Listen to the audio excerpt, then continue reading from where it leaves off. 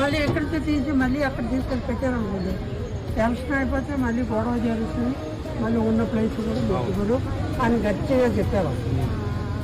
దానివల్ల భయపడి ఇక్కడ ఉంది. ఇప్పుడు ఎలక్షన్ అయిపోయిన తర్వాత ఏం చేస్తారు చేయండి. మరి ఇక్కడ బాగుందా మీకు? ఇక్కడ బాగుందా? ఇక్కడ బాగుందా? బాగోలేదా? మరి అక్కడికి వెళ్ళిపోవాల్సింది కదా. అసలు ఎందుకు తీస్తారు అక్కడ షాపులన్నీ? ఎన్ని షాపులు తీస్తారు మొత్తం?